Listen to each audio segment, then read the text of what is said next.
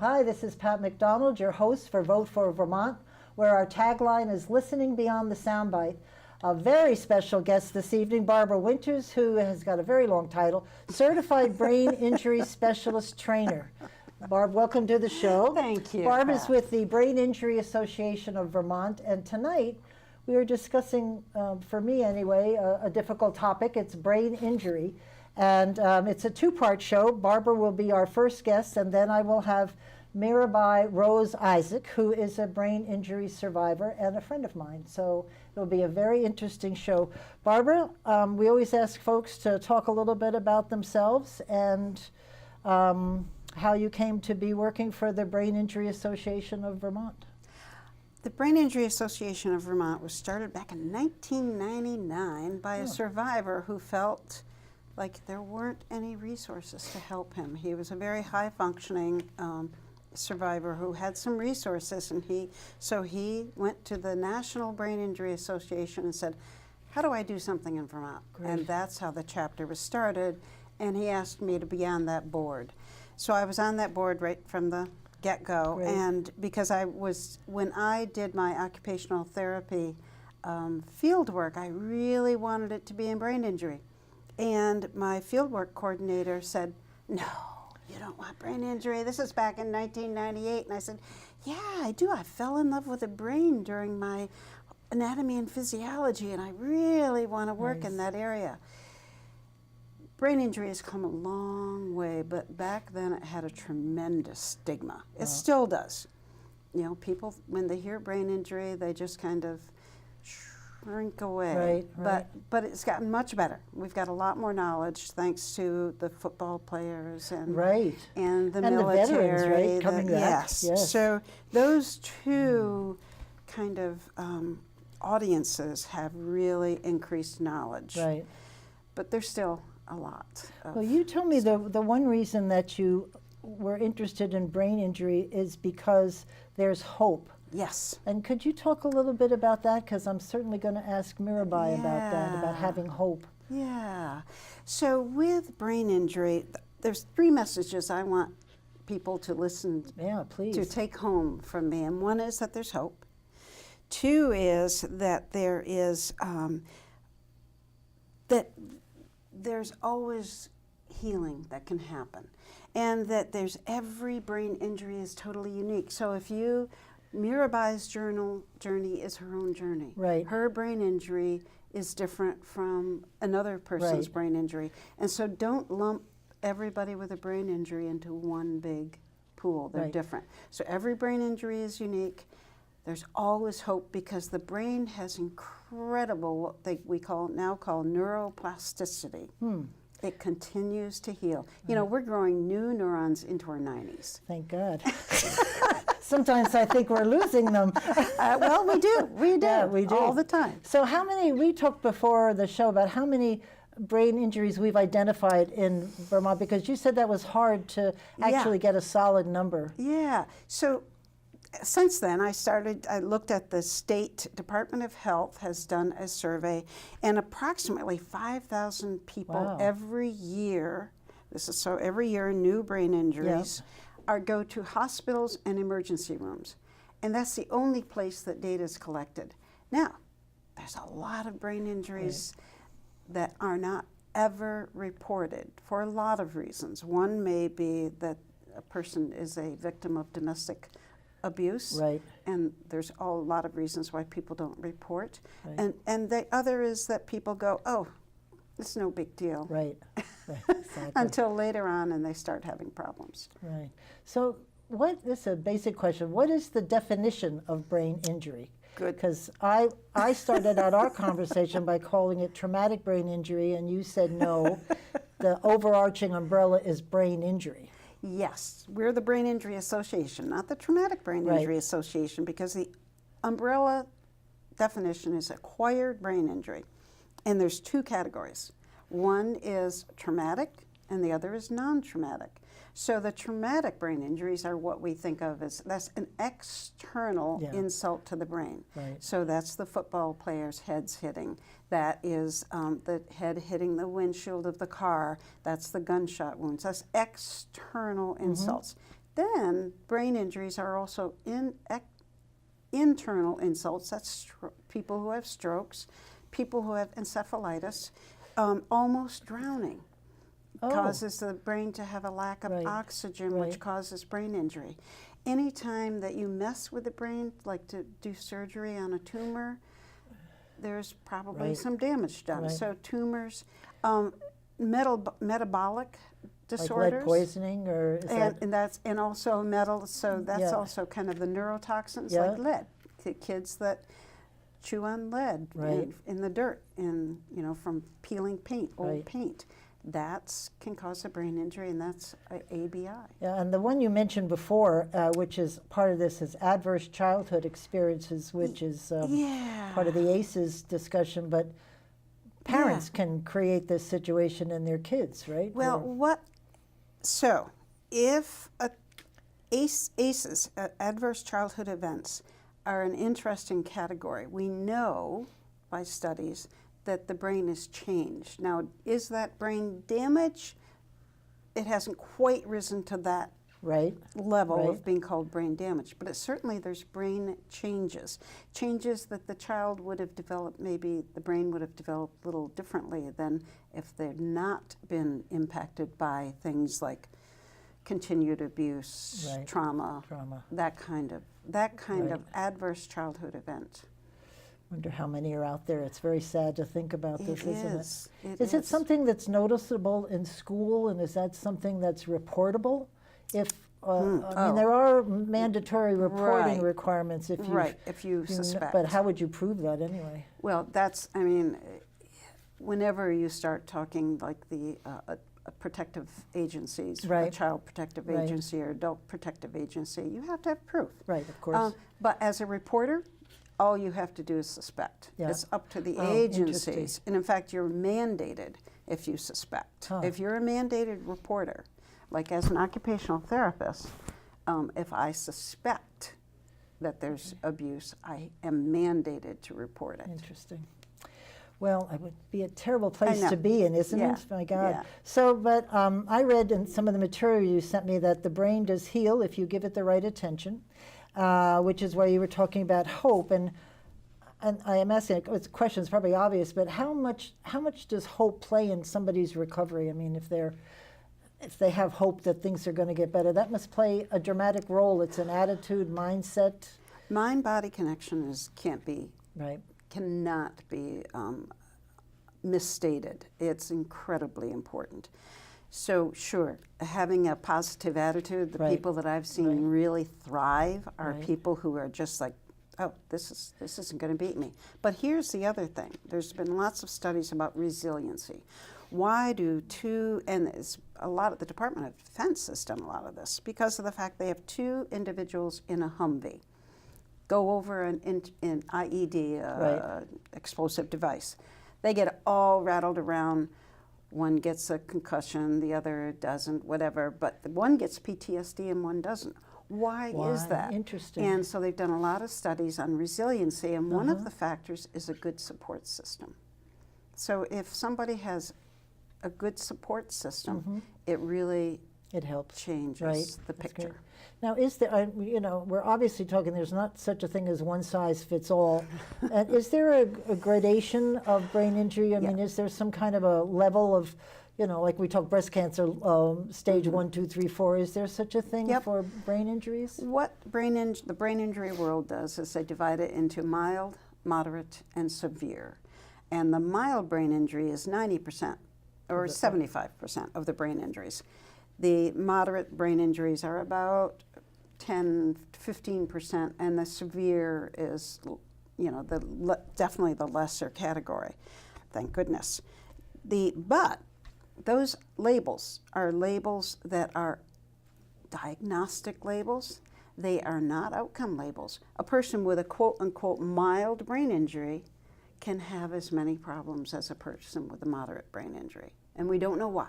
Again, every brain is different. I think you lost me on that one. I'm sorry. Could you? So people take these labels, mild, moderate, severe, and they say, oh, that's outcome. The person with a mild brain injury is going to be fine. The person with a moderate brain injury is going to have a lot of trouble.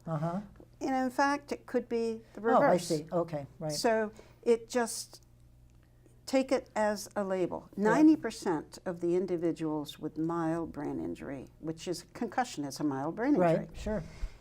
resolves within anywhere from weeks to months.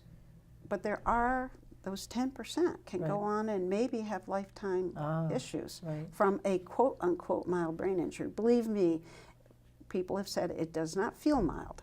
If you're the person, you're the I'm person. sure it And doesn't. the other thing is that it's an invisible injury. You know, you look, it's fine, you sound fine. I mean, yes, some people may have speech issues or balance or, you know, but there's a lot of people walking around that you'd have no idea have a brain injury. That they're struggling and they're really, and they've learned how to deal with it, or some have, and some have resorted. The reason to get people help sooner versus later is that if they don't learn how to deal with it, they might turn to anesthetizing themselves, to drugs, and that's a huge issue. And depression is a huge issue, because I'm not who I used to be. I can't do what I used to do. And so there's those things that they have to kind of, they have to move through it. The Elizabeth Kubler-Ross stages of dying are, they've kind of adapted that for individuals with brain injury. And the first one's denial. I don't have a problem. I'm fine. I'm fine, no problem. And so working through all those stages is really important.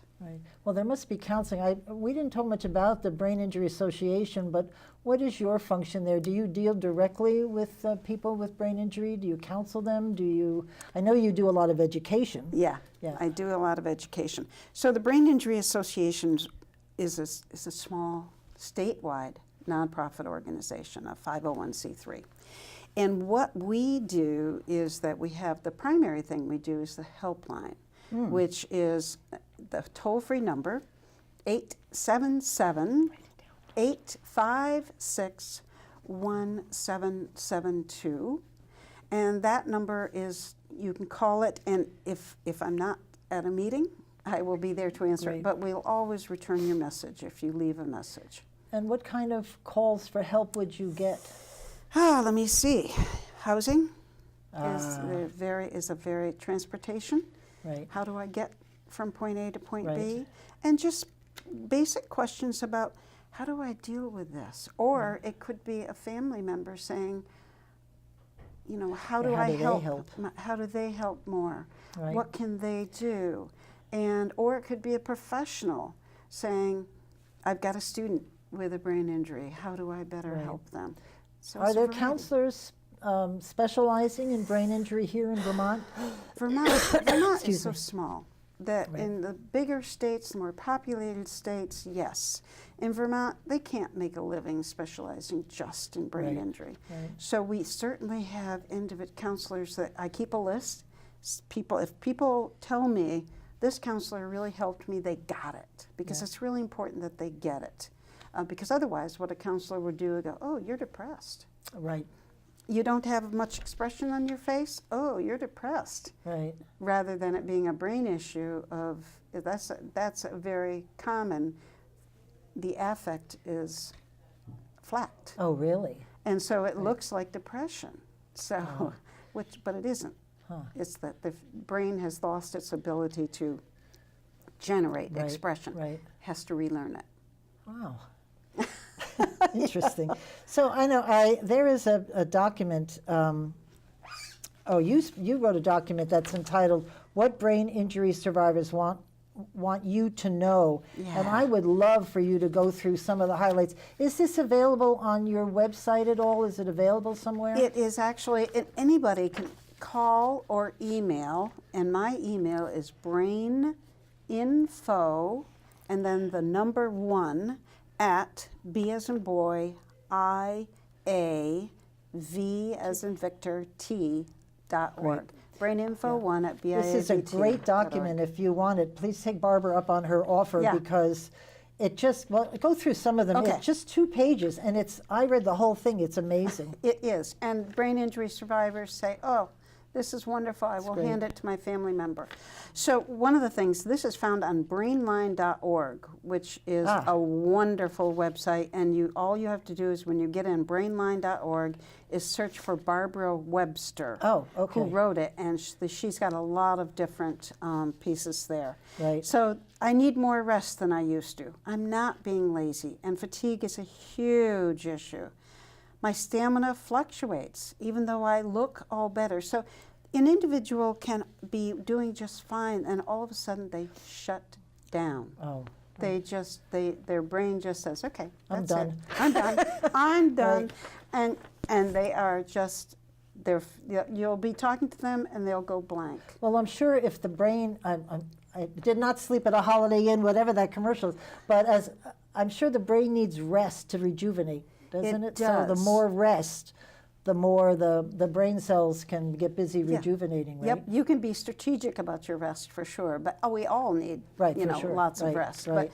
But an individual with a brain injury, if they've gone back to work, may need to take a lot of breaks. Right. So, and then they're saying if there's more than one person talking, I may seem uninterested in the conversation. But what is happening is that they cannot listen to more than one person at a time. Right. So it's not them being rude or uninterested, they just simply can't attend to that. Patience is the best gift you can give them. So their brain has got to work around the damaged areas. So if you say, how are you today? Thinking. I'm fine. Oh, I see. The brain has to go, what's that question? What is she asking? Especially if it's an abstract question like, how are you? That's really abstract. Right. So Interesting. Right. So if they're in that concrete thinking stage where everything is very concrete, Right. you can ask them, are you feeling good today? And they can say a yes or no, but the how are you is that just opens it right up. Yeah. Oh, I see. That's So interesting. that gets tough for the brain. Yeah. And then just don't be condescending. A lot of people, when people are blind, all of a sudden people start talking to them really loudly because to make up for whatever. Right, exactly. So just be understanding that yes, their brain may be damaged. They are still intelligent. Right. They're not. Some people think they're being stupid, but they aren't. Yeah. And they're rigid. If they seem rigid, it's because they need structure. Structure is what enables them to survive. If their brain is having to work all the time around a lot of different schedules and people. Oh, I see. So uniformed. We do this today. We do that. Yeah. No surprises. No Yeah, surprises. interesting. For some people, it's really, really hard. Right. So understanding that. And one of the things that don't interrupt them to keep giving them directions, don't fill in words for them. Right. Patience. I do that with everybody, so that's a bad thing I do. I know. And they need cheerleaders. They really do need cheerleaders. So encourage them and don't be negative. Right. And that gets tough sometimes. Well, you told me that there's not much or a lot of continued support for these people, which if you could explain that, and then we can continue on with this, but that would fit right in here. I was surprised, because this is Vermont. We do, for the most part, take care of those who are in need. We do. But you said that Medicaid care, I get them confused, Medicaid. Well, it depends. So an individual that does not qualify for like Medicaid, right, they fall out of a lot of programs. They can't do the program that's called Choices for Care, which would give them help at home. They can't do the state TBI program. So the traumatic brain injury at the state level is only for individuals with Medicaid, and they only take about 70 people at a time. And we estimate, so you've got these 5,000 new people every year, some of whom will resolve. I mean, a lot of that is individuals with concussion. They'll resolve. So, but we estimate that there's people living, about 9,000 people in Vermont living with brain injury.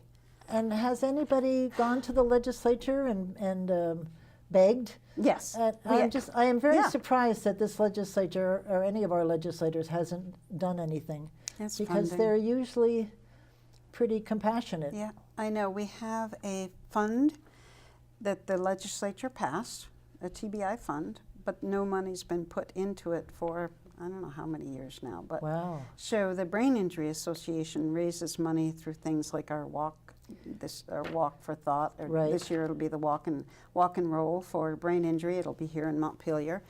The conference that we hold once Right. a year, and grants. Our concussion work is pretty much from a foundation grant.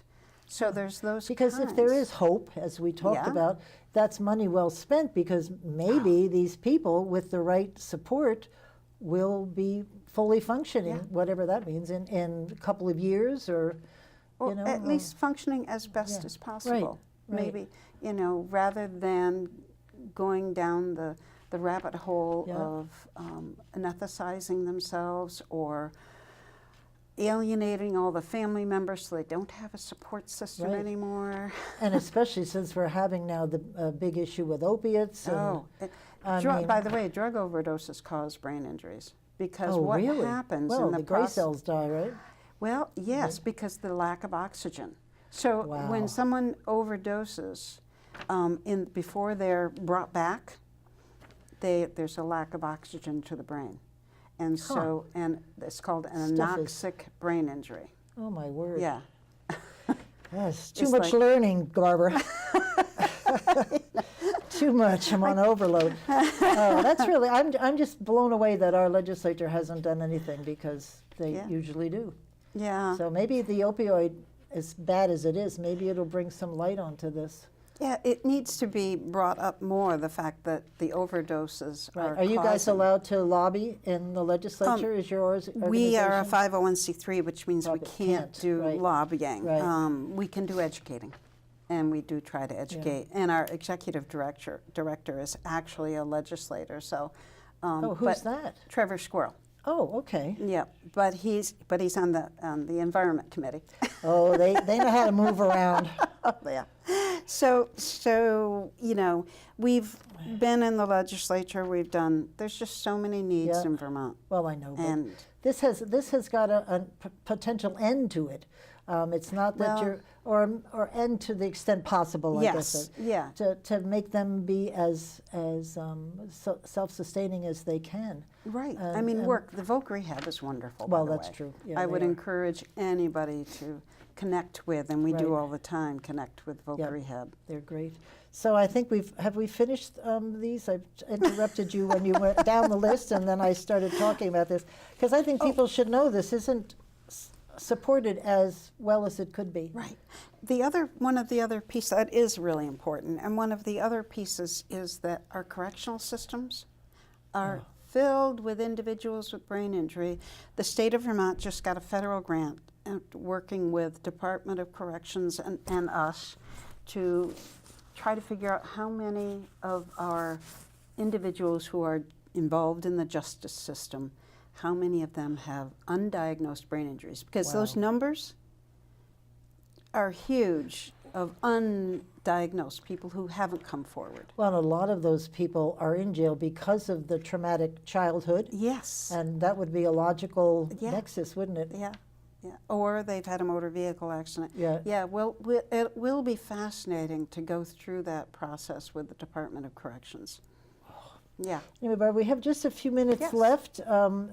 What's the message for people listening before they mirror by? I mean, it's about hope, but what do they need to know? I would love them to get a copy of this paper, and I hope that they do that. Yeah. Contact the Brain Injury Association if you have questions. I just want people to recognize the fact that if you probably know people Right. that have a brain injury that you just never really thought about. Every time I teach a class, it seems like somebody comes forward and go, oh, Right. I didn't realize I have a brain injury, because it gets classified as something else. Right. Do strokes lead to brain injury? Strokes are a brain injury. Oh, well, there's It my is, answer. yeah. Really? Because that's more common in most people, like somebody you know has had a stroke, and that's a brain injury. That is an Well, acquired sure, brain because it injury. just Yeah. turns Yeah. off the blood supply. Yep, you got it. So if you just be patient with people, have hope, and give them support. people lose their support system. Everybody's there for the initial injury. Right, of course. They're all at the hospital. Right. They're all for the Right. first few weeks, maybe first months. And then it's like they go back to their lives and they tend to forget that individual. And then the individual might be walking, talking, and sounding fine. Right, and But they're they're not. struggling. And so to have patience with people and to really try to keep connected with them. Right. Now, I know there was a thing about don't confuse hope for denial, and you and I were talking about some of these folks don't want to accept help necessarily because I can do this. Yeah. And, you know, like wearing, like using a cane or a walker or something.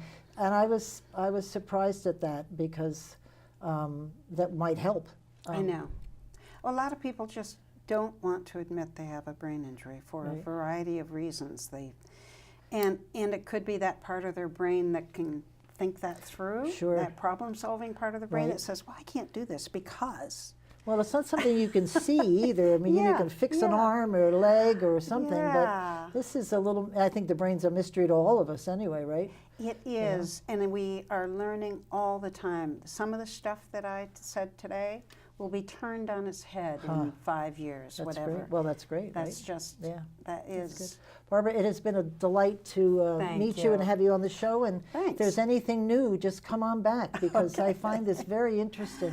It's an amazing topic. Thanks for having me. Thank you very much. And now just 2 seconds and we'll be back with Mirabai. So I hope you enjoyed listening to Barbara Winters. I know that I learned a lot about brain injury, and it's now my pleasure. Eric LaMontagne has joined us. Eric, welcome. Happy to be here. Thank you. Eric is co-host and also the executive director for Campaign for Vermont. And our special guest, as I mentioned before, is Mira Isaac, who is a TBI survivor herself. And after her car accident that she had back in 1993, September. and after a very long recovery, I met her. I was Deputy Commissioner of Education, and she did a lot of talking to high school students about her experience. So we'll let her talk about that in a second. Sure. When I was 17, life was free and easy. You know, I'd been graduated from high school for a year and a half, and I was working as a cashier in landscaping in the summer, and so I had my first car as well. And life was just going along in a merry way, and I didn't have any reason to take much responsibility or even consider the advice of slowing down, you know. I hadn't had to slow down yet in this life, so now that I'm behind the wheel, it doesn't apply to me anyway. Right. Right? And that was a new car you were driving, correct? No. This was an 82 Corolla, Toyota Corolla. So it wasn't so new, but it was new to me, and it was liberating and exciting to be able to do my own thing, you know. But then one evening, I was going a little too fast in the middle of the night. Right. Headed home 1 o'clock at night, and I came around the corner in Marshfield, and I believe what happened is I swerved to miss a deer, and I took a tree instead. Right. And then I was crunched in the car for 5 or 6 hours before anyone found me. Wow. So my mother believes it was a lack of oxygen that I was suffering, Right. as well as a traumatic brain injury. Right. So they found you and you were in the hospital in a coma, correct? Yeah, I was comatose for roughly 2.5 months. Wow. And I imagine they held on to me a month or so longer for physical therapy and, you know, the beginnings of all the rehabilitations of occupational therapy, speech therapy every day. And that was about 25 years ago? Yeah, September of '93. Oh, bet you remember that date, huh? I know you told me, we're going back a that you had an accident before that and kind of felt invincible, I think was the word you used. Right, So, yeah. Because just a year before that, I had graduated from high school, and I was so thrilled to get out of school. You know, it was like prison to me. and I had worked all year, and so I bought my first 85 Honda, or some year, Honda Civic from some guy on Route 2. And I had a red hot Honda Civic with a sunroof and a stereo. And so I'm on my way driving myself and my friends to our first get together after graduation, and just blazed around the outside of a corner on a dirt road, you know, spun out on the gravel and rolled the car over a boulder. well, but everybody was okay. And my friend flew out her window on the boulder that we were rolling over, split her head open. Wow. And I flew out my window and just rolled through a somersault and jumped up and thought, better, you know. I didn't quite know what to do, but some She used friends, the word invincible after that. Yeah, because yeah. she was fine. So, but I was fine after that, so I didn't even consider, maybe I should slow down a little Right, bit and, right. you know, So do anyway, things a little I more stuck your question. consciously. But yeah. Well, let's talk about your road to recovery a little bit, and you clearly have come out of this with a fairly hopeful and positive attitude, and let's talk a little bit about what that road to recovery looked like, and maybe the point where you decided that there was hope to have in this situation. Yeah, well, I'll tell you, when you comatose, or when I was comatose, I mean, every situation is very individual and very different. But I do remember being in the hospital bed in a position where I could do nothing for myself. Couldn't even speak. I mean, eventually the words started coming out, but I wasn't able to do anything at first, and so I don't remember not being without, you know, never not having hope, because once I was able to connect with my family and stuff, and just able to do minor things for myself around the house and stuff. It was exciting, and I was full of hope that, whoa, this is groovy. I'm getting better. Things are coming back. And Well, you said something to me when we were talking before the show about how it was just so interesting and exciting for you to feel yourself. You know, I think you described it as things reconnecting in your brain that hadn't been connected, and how exciting it is for you to feel those developments. Yeah, I could feel the reconnections taking place. And it didn't just take place, you know, it comes with a lot of effort and a lot of focus. Yeah, but you also had a lot of support from your family, right? Yeah. So how did you meet Carol Rose and start to talk to high school kids? I never knew Because how you made that connection.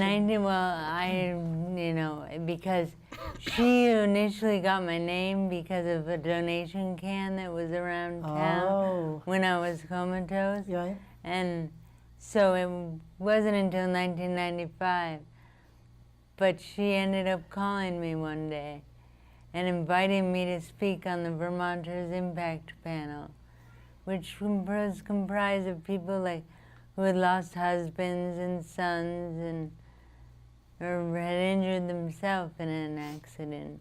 Interesting. And so we started speaking at GYLC conferences, you know, Governor's Youth Leadership Conference. Right.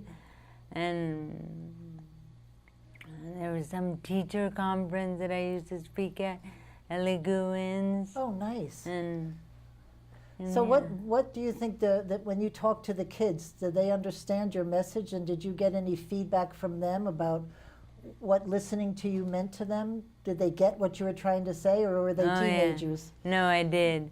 And I would end every session and I would say, hey, why don't you suggest to your teacher that I mean, if you go home tonight and write me a letter about what this talk has meant to you, and then bring it to your teacher, I bet they'll give you extra credit. Oh, there you go. And so I got a mess of letters. Oh, nice. And I saved every one of them. Oh, that's wonderful. Yep, and I trimmed them down, and I made little... Did any of those, do you remember what any of those, did any of them stick out? Yeah, several of them would say things like, next time we were at a party, you know, and we had had a little too much to drink or something, we looked at each other and we said, huh, what would Mirabai do? Wow. What a great impact. And so they remembered the wreck that I went through, and they said, we better call Mom, or we better just sleep here on the couch, you know. Well, that's the truth, right? And not take the chance, I don't know how many parties when my daughter was in high school that I was on the phone, and the deal was if the kid called, you don't ask any questions, you just pick them up and drop them off. Yep. My only rule was do not get sick in my car and we'll be fine, thank you very much. No getting sick. But that's a good message. You realize what you've done for those kids. It's powerful. I hope so. It's powerful. Have you done any speaking since then, or I have to stop? No, you know what happened is Sorry. I got married and my life got very sidetracked, and we did wonderful, adventurous things together. And I continued speaking at one, like, camp out place in northern Vermont. Oh, nice. Where a group of teenagers would come to this cabin and spend the weekend there, and I would go up there and speak. But no, I haven't really done enough speaking in years. Yeah, because I think. But I still am capable of it, and I don't have the slides anymore, like on a slide projector where I click through them one by one by one by one.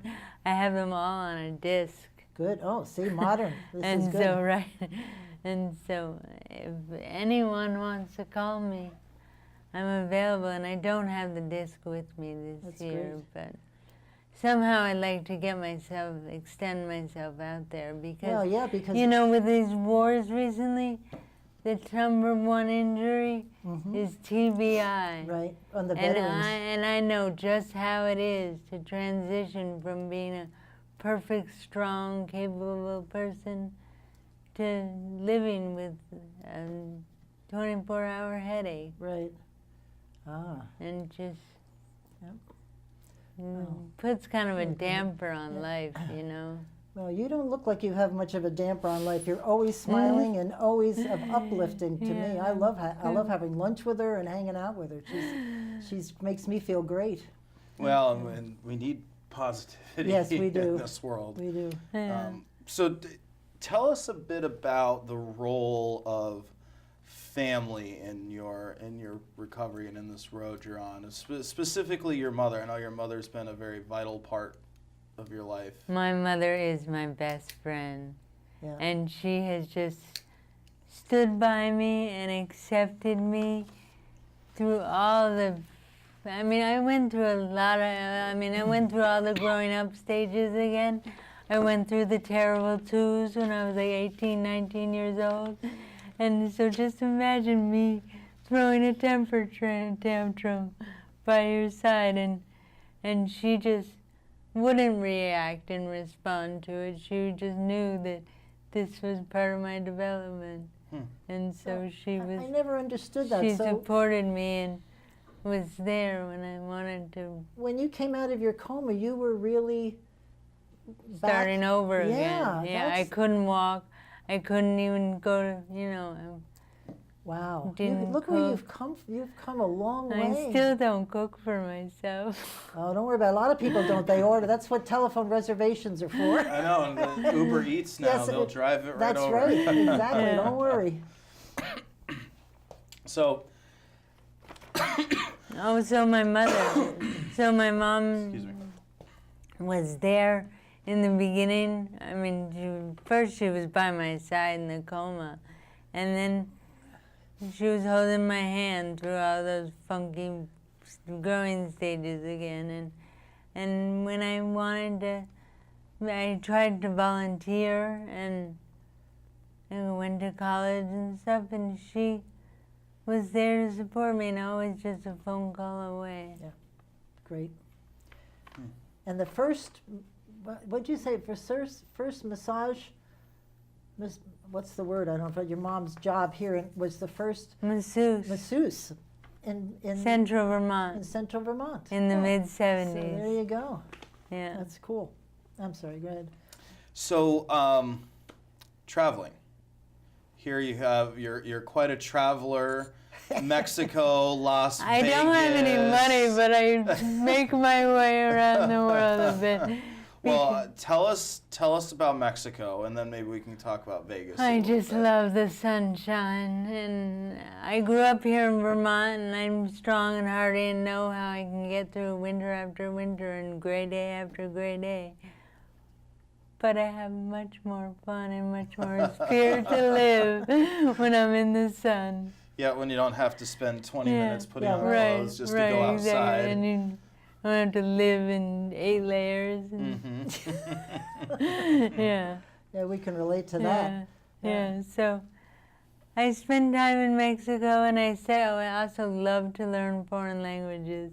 So I'm still studying Spanish and increasing my vocabulary as much as I can, but I still have a teenage attitude, and I don't study quite as much as I should. Well, I mean, they say that the quickest way to learn a language is cultural immersion, Yeah, immersion, right? right? Just So jump right in. it's you have to go sit It's on that true. beach in Mexico. It's true. about learning the language. Or no, I also have regular Mexican friends, who just live in the village and who I go over and have dinner with. And the funnest thing in the world, I taught them to play cards last year. Oh, really? And we were playing a game, and they didn't quite, I don't know, and I misspoke about a direction or something, and so they started calling me a tramposa.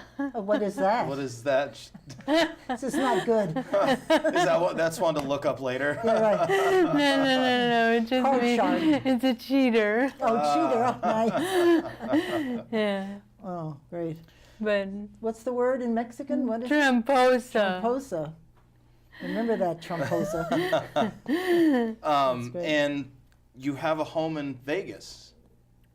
Yeah, because I was married for 12 years in Vermont, and my husband was a gambler on the computer. And so we moved out to the sunshine in Vegas, and we landed in a senior community. So we were close enough to the casino so he could do that, but far enough from the danger so he would feel safe with me. And you were still in the sunshine. Yes. Yeah. Right. I'm seeing a theme here. Well, I know exactly, and she lives in a senior home, and her husband has since passed away. Yeah. But she's going back and living in that, and it's a wonderful community for her because everybody takes care of her, I think. Right? No, it's Watches not after that. you. No, it's all not that. We all live very independent lives, and there's ceramics, glass fusing, jewelry, a range of things we can do. And I have a writer's workshop every Saturday, and it's just small. It's like Vermont, small town living, And you said that you're headed back there? Yeah. Yeah. Yeah, and she lives with her January, mom here. probably. And is it East Montpelier? Yeah, but that's where I grew up too. But Right. we've sold our house. Yes, they just sold the house and they're moving. But we're in. keeping 13 acres, Yeah. and so we're actually setting up having a shed delivered. Yeah, so they have a place in the summer to come Yeah. back to. Yeah. Summers in Vermont are nice. Summers Yeah. in Vermont, right? Summers in Vermont can Well, be they've got a beautiful. either perfect or gray. And true. They've got a But we love beautiful Vermont. land. Our heart's in Vermont. I grew up here. So you And wanted, and I wanted to also mention how the entire community of Montpelier is part of what gave me the strength and the fortitude to come back and get through all those phases again. Right. Because, I would just clobber down the hill or walk as gracefully as I could down the hill, But I was using a cane in those days, every pair of eyes that passed me on the street was just full of compassion and love and kindness and spirit and friendship. That is Vermont, and I was Yeah. telling Barbara before, I'm Yeah. very surprised about the benefits that the legislature hasn't done something about extending the benefits because there is hope that you will get better, as you have already, and you could get to a higher level of independence if you've given the support. I'm just surprised they don't do that. I'm getting And do you upset know, about it. do you know that I also achieved a bachelor's degree? Did you? Yeah. Excellent. From what And school did so- you go? Next time, when I PhD. narrow down a master's, I'll There go you for a go. master's. But no, I got a bachelor's in general studies Good job. in True Johnson State College. Oh, Johnson, that's That's excellent. where I graduated. Did you have yeah. Bill Doyle for a professor? No, but I had a picture of Bill and I in the newspaper Oh, really? at a Mountaineers game. Oh, nice. Very nice. Yeah. Well, Mirabai is very active. She's all over the place. But I think your message of hope, and I think in the time that we have left, if you can just talk to people about the importance of having hope. Hope is a very tough thing to reach for, I think, when you have a TBI, because doctors don't have any predictions to make, and parents don't have any idea what you're going to be able to regain or what you should even reach for and stuff. And so I believe that hope is always available. And if you believe in yourself, there's reason to hope Very for good. more. Because your lungs are breathing, you're waking every day, and Nice. keep on keeping on. Keep on trucking. There you Yeah. go. And for that's sure. a headline to happen, right? That's excellent. For And sure. you were talking about getting something, volunteering for something to do, and I honestly think if you went out to Vegas and worked with veterans and they saw your spirit and what you've been able to do, they'd feel the hope too. Because you're right, that's one of the top injuries that our soldiers Yeah. are facing these days. Yeah. Primary, and I've totally put myself in their shoes and think, oh gosh, because in the very beginning you know you're waking every day and you're taking the challenge of each day on, but you don't have any idea what's really coming. Right, you don't. And so I just want everyone to know that it's right for you to believe in yourself. If your heart is beating, you have the capacity to regain, redevelop many That's things. great. That's great. So you're mastering Spanish? I didn't even know. There's things I'm learning about you, Sí, Mirabai. I ¿conoces didn't know. español, Pet? Sí. Sí. Sí, that's it. Muy bien. ¿Dónde quisieras viajar? Oh, see, there you go. What did you just ask? Where do you want to travel? Oh, there you go. Where do you go in Mexico? Is there a special Cerca town? de Puerto Vallarta. Oh, Puerto Vallarta. Sí, en media hora de Puerto Vallarta. Es un pueblo se llama La Cruz de Camonacoxle. La Right. Cruz de Monacoxle. It's a fishing village. Oh, nice. Yeah, That's with great. a marina. And Oh. so there's hundreds of sailors from Canada and Oh, it's a port California, for yeah. them to dock Yeah. into. Oh, wow. Nice. That must be a Yeah. very active town.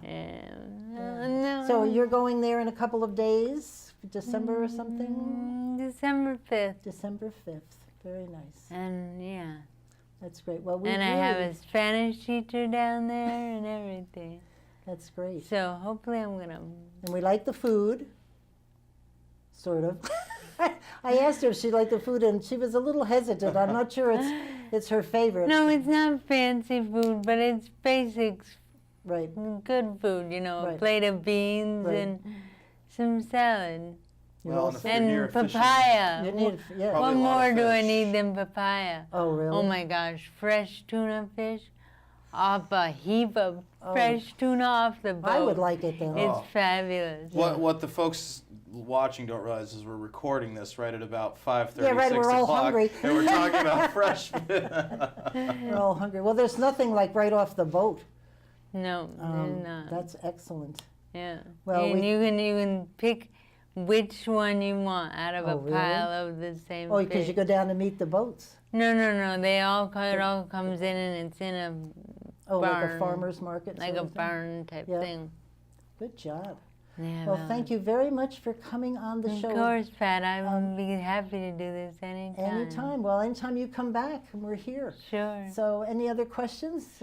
No, just thank you so much, and I really appreciate getting to know you and you sharing your story, because it's to share a story like that takes a lot of bravery, and hopefully there's some folks out around here that might be watching this and might see this and be Yeah, right, inspired right. and get that if they're going through a darker time, be able to listen to your words of wisdom and Right. find some hope in a situation that is. And I was really impressed with what you said, the high school kids said. I mean, do you realize what an impact you had?